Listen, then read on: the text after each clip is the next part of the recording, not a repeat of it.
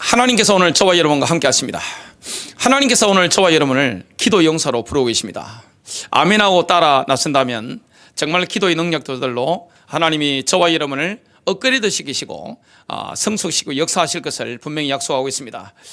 계시록 1장 6절에 보니까 그의 아버지 하나님을 위하여 우리를 나라와 제사장으로 삼으신 그에게 영광과 능력이 세세무궁토록 있기를 원하노라. 아멘. 기도는 살아계신 하나님을 체험하는 길입니다. 하나님은 오늘 기도에 응답하고 계십니다. 기도의 맛을 보면 정말 인생이 달라지게 되어 있습니다. 저와 여러분 예수 그리스도를 믿으면서 기도가 되어지면 그때부터 권능이 먼저 깨닫게 됩니다. 응답이 먼저 깨닫게 됩니다. 하나님이 살아계셔서 지금도 역사하고 계시는구나, 이런 부분들을 경험하게 되어 있습니다. 마태복음 7장 7절부터 8절은 이렇게 말씀합니다. 구하라 그리하면 너희에게 주실 것이요, 찾으라 그리하면 찾아낼 것이요, 문을 두드리라 그리하면 너희에게 열릴 것이니 구하는 이마다 받을 것이요 찾는 이는 찾아낼 것이요 두드리는 이에게는 열릴 것이니라. 오늘 구하시고 찾으시고 두드리면 열리는 응답의 역사가 일어난다고 분명히 말씀하고 있습니다. 오늘 첫 번째입니다. 기도는 기도 교향곡을 연주하는 것과 같습니다. 마태복음 18장 18절부터 20절에는 이렇게 말씀하고 있습니다. 진실로 너희에게 이르노니, 예수님 말씀하신 거죠. 무엇이든지 너희가 땅에서 매면 하늘에서도 매일 것이요, 무엇이든지 땅에서 풀면 하늘에서도 풀리리라. 진실로 다시 너희에게 이르노니 너희 중의 두 사람이 땅에서 합심하여 무엇이든지 구하면 하늘에 계신 내 아버지께서 그들을 위하여 이루게 하시리라. 두세 사람이 내 이름으로 모인 곳에는 나도 그들 중에 있느니라. 오늘 두세 사람이 주님의 이름으로 모인 곳에, 예수 그리스도 이름으로 모인 곳에 주님이 임재하신다는 것을 말씀하고 있습니다. 오늘 합심하여, 이게 동의하다는 뜻인데 합심하다는 것은 영어로 agree입니다. 뭡니까? 이게 원래는 음악적인 용어입니다. 합심하다는 것은 음악적인 용어입니다. 오늘 합심하다 이 뜻을 가진 순포네오, 성경에 나오는 순포네오는 이 심포니의 어원입니다. 심포니 교향곡의 어원이 뭡니까? 바로 순포네오입니다. 합심하다, 동의하다. 이 심포니 교향곡의 기본 개념은 뭡니까? 조화입니다. 하나님은 저와 여러분의 기도를 인도하십니다. 이 기도라는 건 뭡니까? 기도 교향곡을 연주하는 것 같습니다. 합심해서 기도한다, 이거는 뭡니까? 저와 여러분 개인 각자가 기도하는데 이게 전부 하모니를 이루는 것입니다.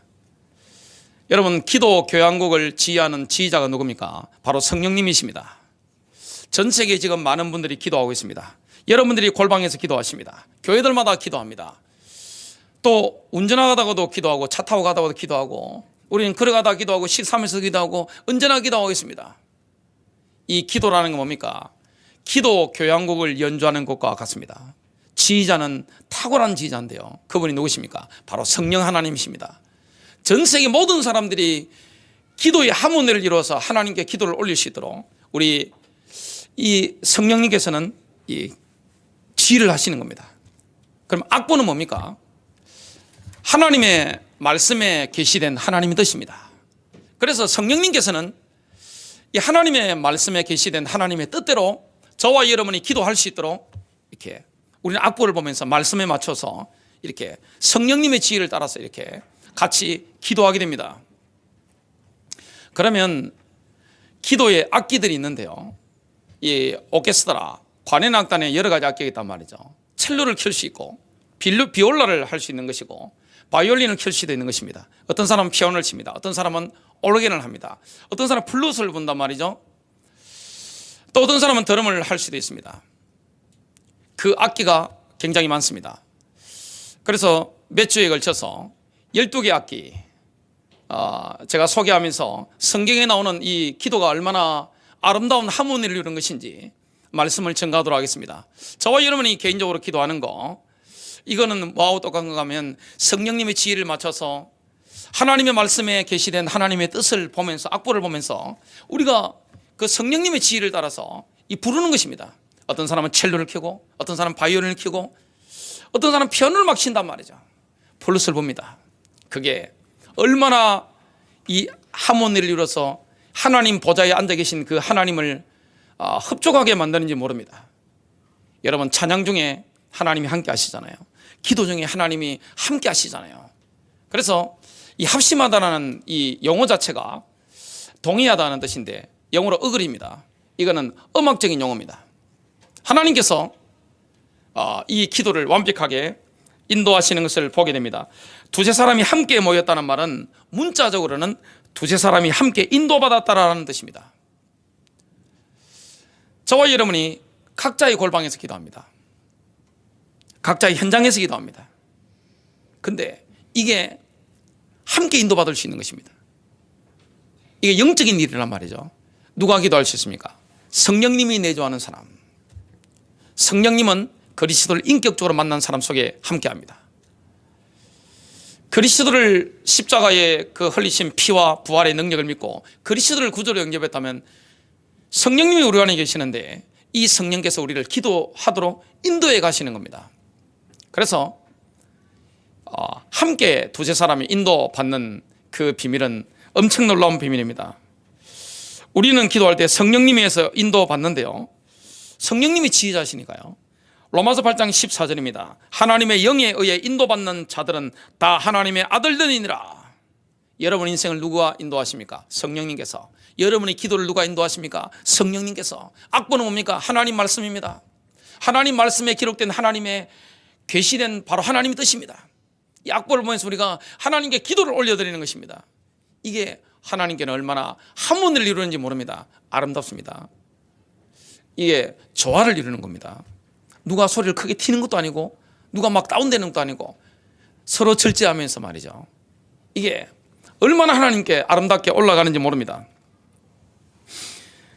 두세 사람이 한 마음으로 기도한다. 이거는 성령의 역사가 아니면 불가능합니다.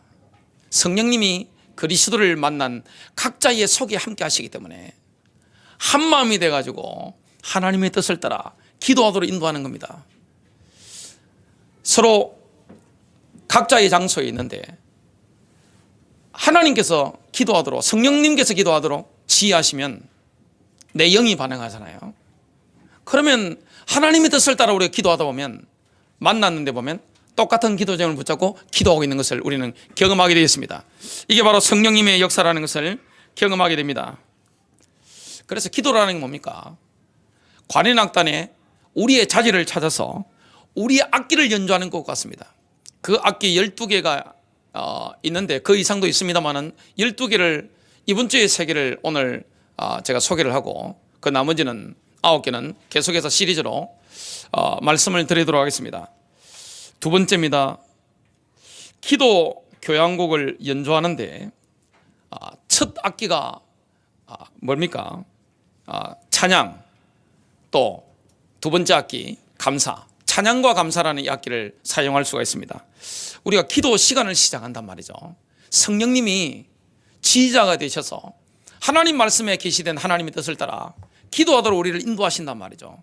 그러면 우리가 오케스트라, 관현악단에 우리의 자리를 찾아서 저와 여러분이 우리 같은 악기를 가지고 하나님 앞에 기도를 올려드린단 말이죠.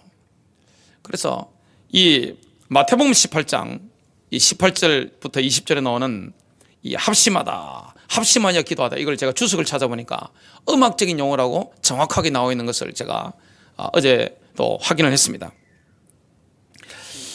우리는 뭐 합니까? 어떤 악기를 사용합니까?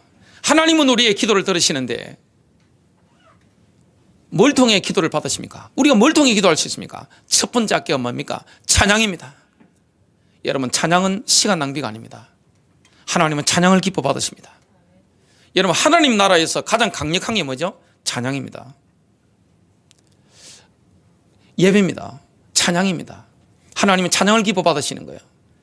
여러분, 영계의 세계에서 가장 넘버원이 누굽니까? 하나님 말고요.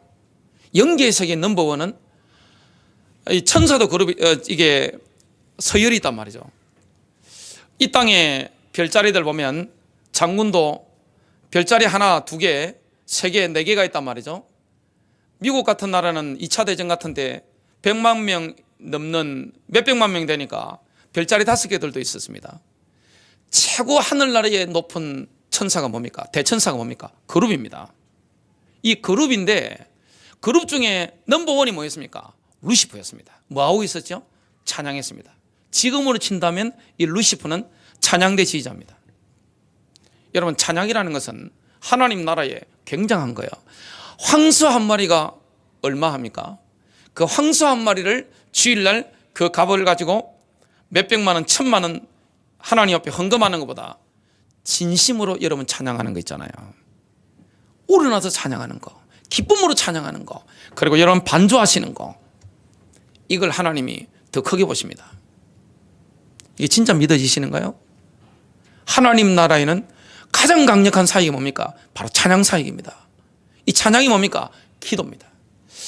저와 여러분이 기도를 시작할 때 이 오케스트라 이 관현악단이 교향곡을 연주한단 말이죠. 성령님이 지휘하시는데 하나님 말씀의 뜻대로, 계시된 뜻대로, 이 악보대로 우리가 보고 따라하는데 그 악기 중에 가장 먼저 시작하는 거, 하나님 기뻐하는 게 뭡니까? 바로 찬양입니다.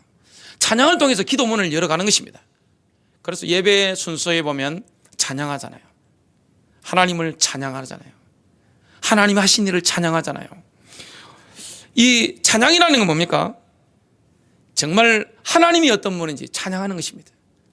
그리고 하나님께서 어떤 일을 하셨는지, 하나님 이런 일을 하셨네요.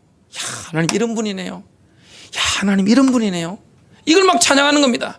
위대하신 하나님을 찬양하는 거예요. 이게 우리가 영으로 찬양하는 거예요. 성령님이 우리 안에 계시기 때문에 성령님이 말씀 따라 지휘하시면 내 영이 반응하잖아요. 그래 뭐합니까? 하나님께 찬송을 올려드리는 것입니다. 이게 하나님께 얼마나 큰 영광이 되는지 모릅니다. 여러분, 하나님께 찬양을 정말 돌려드리십니까?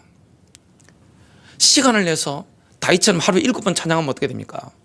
내 인생이 바뀝니다. 악기를 통해서, 반주를 통해서. 제일 좋은 악기가 뭐죠? 우리의 몸입니다. 내 몸을 사용해서 내 소리를 들어, 하나님은 우리의 어떨 때는 박자도 안 박고 음정도 안 박는 이 소리를 너무나 주일날 헌금 1,000만 원 갖다 바치는 것보다 더 기뻐 받으시는 거예요. 이게 정말 믿어지시는가요? 찬양은 그래서 이 뭡니까? 기쁨을 하는 거예요. 이 찬양할 때 영으로 임하는 그 기쁨이라는 것은 말로 표현 안 되는 거예요. 많은 기도가 있는데 우리가 오케스트라 안에 우리의 자리가 있습니다. 그리고 우리 악기가 있습니다. 주로 사용하는 악기가 있고 또 여러 가지 다른 악기를 우리가 또 만질 수 있단 말이죠. 12가지 악기 중에 제일 첫 번째 하나님이 가장 기뻐하는 게 뭡니까? 바로 찬송입니다. 하나님은 위대하시잖아요. 시편 48편 1절입니다. 주께서는 위대하시니 우리 하나님의 도시와 그분의 거룩함의 산에서 크게 찬양할지어다. 세상 사람들은 돈에 관심이 많잖아요. 돈이 없으면 살 수가 없으니까요. 이번 주에 설날 주간에 아이들은 대목이었습니다. 저보다 훨씬 풍성한 게 우리 자녀들이었습니다. 제 주머니보다 우리 자녀들 주머니가 훨씬 풍성했습니다. 하나님은 우리가 여러 가지 봉사하는 것보다, 여러 가지 일을 하는 것보다 하나님께 찬양 돌려드리는 거. 그래서 영적 세계의 서열 중에 가장 높은 서열이 뭡니까? 찬송입니다. 이 찬양할 때는 여호와의 영광이 함께합니다. 하나님의 임재가 있는 거예요. 위로부터 성령이 막 물부듯이 부어지는 것입니다. 이게 바로 찬송입니다. 하나님이 얼마나 위대합니까? 우리가 뭘 찬양합니까? 하나님의 지혜, 이걸 찬송합니다. 하나님의 창조의 능력을 찬양합니다. 우리를 구원하신 그 능력을 찬양합니다. 보혈의 능력을 찬양합니다. 하나님이 행하시는 모든 것이 위대하시잖아요. 막 터져나갈 듯한 그 마음을 가지고 찬양하잖아요. 하나님은 크게 찬양을 받으셔야 됩니다. 찬양 받으셔야 되는 겁니다. 그래서 영적 세계에서는 가장 밀접한 게 뭡니까? 음악입니다. 음악을 만드신 분은 하나님이십니다. 음악은 하나님이 우리를 통해서 영광 받으시려고 하나님 만드신 거예요. 천사들도 뭡니까? 찬양합니다. 여러분, 별들도 찬양합니다. 이는 과학적으로 증명된 겁니다. 우주에 떠다니는 별들, 이 모든 별들이 하나님을 찬양합니다. 식물들도 찬양합니다. 동물들도 찬양하는 거예요. 새들도 찬양하는 거예요. 파도 소리가 하나님을 찬양하는 거예요. 바람 소리가 하나님을 찬양하는 거예요. 하나님이 가장 기뻐 받으시는 기도 교양국에 성령님이 지휘하시는데 가장 먼저 딱 사인을 하면 들어오는 게 뭡니까? 바로 찬양입니다. 이 얼마나 기뻐 받으시는지 모릅니다. 여러분, 하나님께 최고로 드리는 게 뭡니까? 바로 찬양입니다. 올려드리는 게 찬양입니다. 예배 때 말씀도 받고 다 받잖아요. 드리는 게 뭡니까? 찬양과 물질이잖아요. 가장 소중한 거 하나님께 우리가 올려드리는 것입니다. 그래서 찬양하는 것은 절대 시간 낭비가 아닙니다. 여러분이 아무리 주를 위해서 많은 일을 하는 것보다 찬송 돌려드리는 거, 이게 주를 더 기쁘시게 하는 것인 줄로 믿으시길 바랍니다. 두 번째 악기가 뭡니까? 감사의 악기입니다. 우리 오케스트라 안에 나의 자리, 그리고 내가 주로 쓰는 악기 중에 최고로 쓰는 악기가 뭡니까? 찬양과 감사인데, 이 감사는 뭡니까? 찬양이라는 것은 하나님이 보편적으로 행하신 것에 대해서 우리가 올려드리는 것이고, 감사라는 것은 뭡니까? 하나님이 우리를 위해서 특별하게 행하신 게 있습니다. 여러분을 향해서 특별하게 행하신 거, 여기에 대한 뭡니까? 구체적인 감사를 올려드리는 것입니다. 그래서 헌금 중에서도 하나님이 너무나 흡족해 하시는 겁니까? 11조는 당연한 것이고 감사헌금입니다. 감사, 정말 감사합니까? 하나님이 하신 것에 대해서 구체적인 감사, 그리고 하나님이 하신 것에 대해서 특별히 나를 위해서 행하신 것에 대해서 구체적인 감사.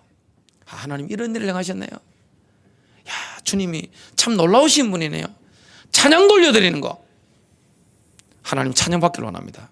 여러분, 연기에서는요, 음악이 가장 소중한 사역입니다. 많은 분들이 주의 일을 하는데 최고가 뭔지 잘 모릅니다. 여러분, 교회는 행정도 있고 재정도 있고 모든 게 다 있습니다. 그 중에 최고가 뭡니까? 바로 찬양이에요. 하나님은 딴 데는 용납을 어느 정도 하시지만 찬송을 뺏긴다, 용납하지 못합니다. 여러분, 전도대가 영원히 주님께 돌아오는 거, 이것도 찬양이잖아요. 우리의 위대하신 하나님께서는 우리의 감사를 받기를 원합니다. 감사도 목소리로 하는 것이고 찬양도 우리 목소리로 하는 것입니다. 입 놔두고 뭐합니까? 여러분, 감사하셔야 됩니다. 하나님께서 행하신 거. 빌립보서 4장 6절입니다. 아무것도 염려하지 말고. 여러분, 염려할 필요가 있습니까? 성령님이 함께 하는데 왜 염려하십니까? 월권에게 하지 마시길 바랍니다. 왜 염려합니까? 왜 낙심합니까? 왜 근심합니까? 착각입니다. 하나님 돌보시잖아요. 부족한 게 있습니까? 다윗이 뭐라고 고백했습니까? 시편 23편에 보니까 내 잔이 넘치나이다. 여러분 인생의 잔이 넘치잖아요. 여러분 가정의 잔이 넘치잖아요. 저는 확실히 믿습니다. 제 인생의 잔 넘치고 있어요. 그리고 저희 가정과 이런 걸 보면서, 선한 목자 교회를 보면서 저는 내 잔이 넘치나이다, 저는 확신 있게 하나님을 찬양합니다. 하나님을 찬양하고 뭡니까? 감사를 돌려야 돼요. 왜냐? 하나님 나를 위해서 특별하게 행하신 일들이 얼마나 많습니까? 세어봐야 됩니다. 하나님 하신 일들에 대해서 거기에 대한 구체적인, 하나님 이런 일을 하셨네요. 아무것도 염려하지 말고, 다만이라는 게 킹 제임스 버전으로 보니까 오직이라는 뜻이더라고요. 오직 모든 일에 기도와 간구로 너희 구할 것을, 너희가 요청할 것을, 하나님께 요청할 것을 감사함으로 하나님께 알리라. 감사와 더불어 하나님께 알리라. 여러분, 누가 응답을 받습니까? 감사와 더불어 하나님 주실 것이기 때문에, 하나님이 이 일에도 역사하실 것이기 때문에 하나님께 알려드리는 것입니다. 감사와 찬양은 우리를 하나님께로 직접 나아가게 만듭니다. 하나님의 면전으로, 하나님의 임재 속으로. 우리 영적 상태가 됐습니까? 하늘 보좌에 있잖아요. 에베소서 2장 6절 말씀. 우리가 영이, 내 영적 상태가 되는 거예요. 에베소서 2장 6절에 보니까 이미 영적 서밋의 자리에 하늘 보좌 우편에 예수님과 함께 앉아 있는 것입니다. 그러면 주님을 기쁘시게 되잖아요. 저와 여러분의 시선이 어디에 고정되어 있어야 됩니까? 문제가 아닙니다. 사건이 아닙니다. 내 응답이 아닙니다. 내 치유가 아닙니다. 자기중심이잖아요. 많은 사람은 자기중심이잖아요. 대부분의 인간들이 자기중심이잖아요. 내 미래, 우리 자녀의 미래, 내 치유, 내 응답 전부 나단 말이죠. 너희는 먼저 그의 나라와 그의 의를 구하라. 그리하면 이 모든 것을 너희에게 더하시리라. 주님 뭘 받기를 원합니까? 찬송 받기를 원하는 거예요. 그리고 하나님이 우리를 위해서 특별하게 행하신 것에 대해서 뭐합니까? 감사라는 악기를 가지고 우리 기도하는 거예요. 이게 얼마나 큰 축복입니까? 감사해야 됩니다. 감사와 찬양, 하나님의 면전으로 나아가게 만듭니다. 시편 100편 4절에 보니까 감사와 더불어 그분의 문들에 들어가며 찬양과 더불어 그분의 뜰에 들어가서 그분께 감사하고 그분의 이름을 찬송하라. 문은 하나님의 뜰로 인도합니다. 하나님의 보좌의 뜰이 있잖아요. 하나님 왕이시기 때문에 왕궁으로 들어가야 되는데 문은 하나님의 뜰로 들어가고 인도하고 뜰은 하나님 앞으로 인도합니다. 우리는 감사와 더불어 문을 통과합니다. 하나님의 그 왕궁의 문들을 통과하고 찬양과 더불어 뜰을 통과한 다음에 하나님 앞에서 있게 됩니다. 감사와 찬양의 악기가 없는 사람은 마치 누구와 같습니까? 누가복음 17장에 보면 10명의 문둥병자가 나오는데 이 한센병 환자들이 멀리 서서 예수님께 외쳤습니다. 예수여, 선생님이여, 우리에게 자비를 베푸소서. 문둥병이니까 사람들 앞에 가까이 나가지 못한단 말이죠. 거룩하신 하나님이신 예수 그리스도를 만나게 된 것입니다. 소리를 크게 지른 겁니다. 서가지고. 그때 예수님께서 그들에게 자비를 베푸셨습니다. 그러나 10명 중에 9명은 예수님께 감사를 돌리지 않은 거예요. 감사가 없는 거예요. 여러분, 감사가 있습니까? 그 감사가 있는 사람에게는 예수님께서 어떤 혜택을 주시는지 성경을 보면 알게 됩니다. 10명 중에 1명이 돌아와서 예수님께 감사를 돌린 것입니다. 육신적인 치유만 받은 게 아니에요. 영혼의 구원도 받은 거예요. 이런 축복을 누리게 된 것입니다. 만약 우리가 하나님의 도성 안으로 들어가기를 원한다면, 하나님의 면전 앞으로, 임재 앞으로 들어가기를 원한다면 찬양의 문을 통과해야 됩니다. 왜 많은 사람들이 하나님의 임재를 누리지 못할까요? 왜 임마누엘의 강한 그 성령의 역사를 누리지 못할까요? 찬송이 죽은 것입니다. 여러분, 찬송이 죽은 사람은 영적으로 죽은 것입니다. 입 다물고 있는 사람 있잖아요. 찬송할 때 영이 죽은 것입니다. 찬양이 안 나온다. 영이 가버린 겁니다. 그리고 내 입에서 감사가 없단 말이죠. 기도 속에 들어갈 수 없습니다.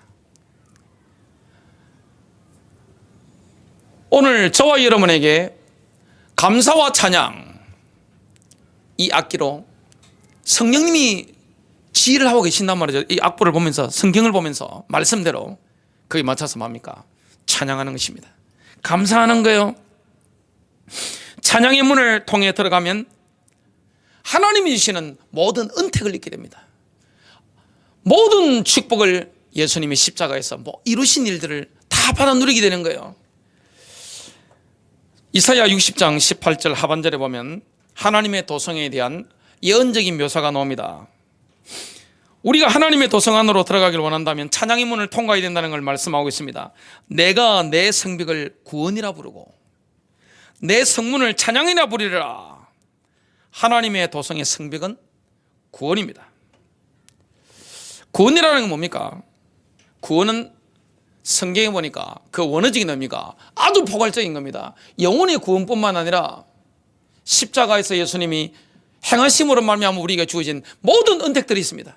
영적인 은택, 혼적인 거, 육신적인 거, 물질적인 거, 인간관계적인 거, 모든 거 십자가에서 주님이 이루신 거, 하나님의 영광부터 해서 그게 다 오는데 받아 누리는 길이 뭡니까? 찬양의 문을 통과해야 되는 것입니다. 하나님을 찬양하는 것입니다. 그래서 교회에서 가장 중요한 게 뭡니까? 찬양입니다. 여러분, 진정으로 찬양하십니까? 혹시 음치라고 해서 하나님이 음치라도요 진짜 찬양하면 받습니다. 찬양은 영으로 하는 거예요. 내 마음을 다해 하는 거예요. 저는 음악회 같은 데 많이 다녔습니다. 들어보면 이게 노래 잘하는 거하고 찬양 잘하는 거는 다르다는 걸 참 많이 느꼈습니다. 여러분, 제가 휴게소, 교속도로 운전하다가 몇 년 전에 휴게소를 딱 들어갔는데, 야, 트로트 가수가 막 부르는데 꽝꽝 울리잖아요. 가다가 제가 화장실을 가다가 급한데 서가지고 한참 들었습니다. 야, 제가 저는 이 가수 중에서는 잘 부른다 싶은 분들이 이미자 씨, 나훈아 씨, 뭐 이런 분들, 옛날 분들이잖아요. 우리 어머니가 듣는 걸 워낙 집에서 틀어놓으셔가지고 다 많이 배웠어요. 지금 막 가사를 많이 잊어먹었는데, 야, 조용필 씨 이런 분들 참 노래 얼마나 잘합니까? 제가 휴게소 화장실 가다가 서가지고 한참 들었다니까요. 뭘 깨웁니까? 사람의 육을 깨웁니다. 그리고 클래식이나 이런 거 뭐합니까? 사람의 혼을 깨우잖아요. 사람을 어떨 때는 치유하잖아요. 락 음악 이런 거 들으면 어떻게 됩니까? 여러분 영혼욕 다 망가져 버립니다. 음악에는 능력이 있습니다. 음악이 뭡니까? 메시지가 있는 겁니다. 그래서 노래를 부른다는 거, 노래를 듣는다는 겁니까? 그 작사한 사람을 영적으로 만나는 겁니다. 작곡한 사람을 내가 영적으로 만나는 것과 같습니다. 글을 읽는 논리와 똑같은 거예요. 근데 정말 영이신 하나님을 우리가 찬양하는 거, 이건 엄청난 거예요. 우리가 구원의 성벽으로 둘러쳐진 하나님의 도성 안으로 들어가려고 하면 찬양의 문을 통해 들어가야 됩니다. 요한계시록 21장에 보면 하나님의 도성에는 많은 문들이 있는데 그 문을 열고 들어가는 길이 뭡니까? 바로 찬송입니다. 여러분, 찬양하면 십자가에서 우리에게 주신 베푸신 은혜를 누리게 됩니다. 치유도 누리게 됩니다. 응답도 누리게 됩니다. 하나님이 나를 사랑 가운데 받아주신 거, 이것도 누리게 됩니다. 물질적인 축복도 누리게 되는 거예요. 영혼욕의 혜택을 다 누리게 되는 거예요. 여러분, 요한 웨슬레는 이렇게 말했습니다. 하나님께서는 기도를 통해서 모든 것을 행하시고 기도 없이는 아무것도 행하지 않으신다는 것을 나는 확신합니다. 이렇게 말도 하고 글을 적었습니다. 빌립보서 4장 6절에 한 번 더 본다면 아무것도 염려하지 말고 다만 모든 일에 기도와 간구로 너희 구할 것을 감사함으로 하나님께 아뢰라. 너희가 요청할 것을 감사와 더불어 하나님께 알려드리라. 여러분, 하나님 물질을 주시옵소서, 하나님 치유해 주시옵소서 소리만 지르지 마시고 감사로 나가시길 바랍니다. 찬양하게 되시길 바랍니다. 그래서 하나님을 향한 지속적인 찬양과 감사가 있는 그 현장에 가면 하나님 임재가 느껴집니다. 안산에도 보면 쭉 걸어가 보면 하나님의 임재가 강하게 느껴지는 현장이 있습니다. 부산도 그렇더라고요. 서울도 마찬가지입니다. 도시가 다릅니다. 그리고 건물들다가 보면 우리에게 오신 분들, 영적으로 깨어있는 분들 다 일제히 이야기했습니다. 하나님의 임재가 느껴진다는 겁니다. 왜냐? 선한 목자교회 안에 늘 찬양과 감사가 돌려지기 때문에 여호와의 영광이 함께하고 있잖아요. 그럼 성령의 운행하심이 느껴진단 말이죠. 근데 제가 어릴 때 살았던 고향, 무속, 절, 제실, 그리고 명절 되면 일제히 조상님께 우상 숭배하는 거, 거기는 중풍 환자, 정신 문제, 이런 건 분열들, 이런 것들이 엄청 많습니다. 제 고향 같은 데는 개가 아니면 소가 새끼 낳았는데 젖을 안 물리고 새끼가 죽게 됐으면 부적 하나 딱 붙여버리면 바로 벌떡 일어나서 새끼가 젖을 먹습니다. 이게 어떻게 표현됩니까? 대만 같은 데, 일본 같은 데 가보면 얼마나 악령 역사가 강한지 모릅니다. 그런 데는 굿도 잘 됩니다. 그런 데는 부적 빨도 잘 받아요. 이 동네가 다른 겁니다. 우상숭배 심각한 데는 하나님 임재가 별로 느끼지 않습니다. 그걸 깨뜨려 버려야 됩니다. 그래 하나님의 임재를 느낄 수 있는 거예요. 하나님의 임재가 느껴지는 현장. 여러분의 집이 하나님의 임재를 경험하고 있습니까? 여러분의 직장에 하나님의 임재가 느껴집니까? 내가 사는 도시 하나님의 임재, 성령의 역사로 일어난단 말이죠.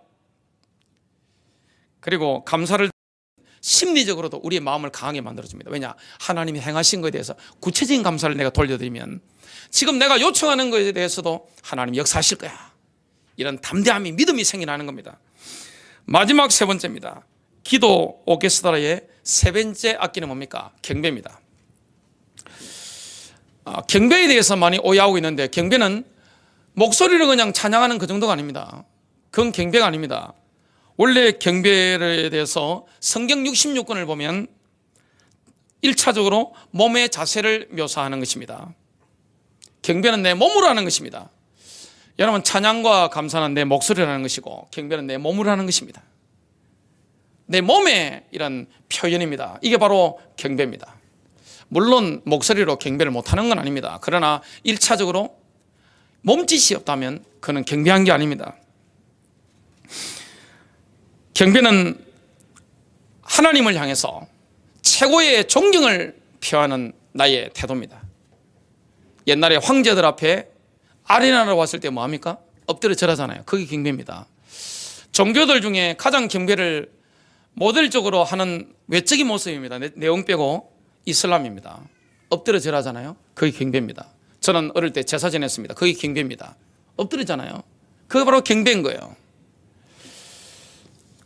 성경에 보면 마태복음 2장 2절에 보니까 동방 박사들이 아기 예수님께 와서 경배하는 모습을 묘사합니다.